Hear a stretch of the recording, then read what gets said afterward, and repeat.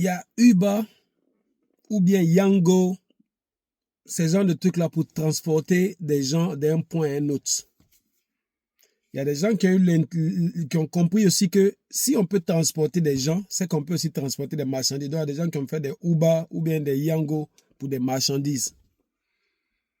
Maintenant, quand toi, tu regardes dans ton environnement, surtout en Afrique, tu n'as pas remarqué que des gens qui vont à l'hôpital, souvent quand ils sont malades, pour qu'ils aient une ambulance, c'est difficile. Est-ce que tu as pensé à faire Yango ambulance pour te permettre, en cas d'urgence, de pouvoir prendre des gens chez eux pour les amener dans un hôpital? Ou quand ils sont dans un hôpital, pour les enlever de cet hôpital pour aller dans un autre hôpital.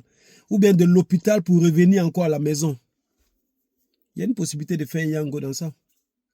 Est-ce que tu as pensé au fait que peut-être des hôpitaux, souvent, ils ont besoin de sang, ou ils ont besoin d'amener des spécimens dans des laboratoires. Donc, ils ont besoin de faire déplacer ça très rapidement.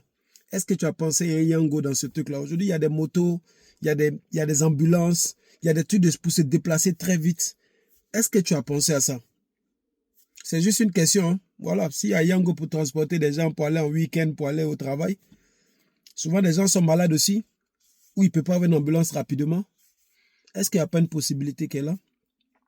Quand souvent l'hôpital a besoin de sang rapidement pour des malades d'un certain point, est-ce que tu ne peux pas fournir ce service-là? Peut-être que tu es docteur, peut-être que tu travailles dans la santé, tu vois des opportunités qui sont là. Même si toi-même tu ne peux pas être entrepreneur, ok? Tu peux voir cette opportunité-là et puis trouver quelqu'un qui est entrepreneur et puis tu t'associes à lui. Toi, tu lui donnes les idées, tu lui donnes les ouvertures de trucs. Lui, il s'occupe de la réalisation et puis tu es investisseur comme ça.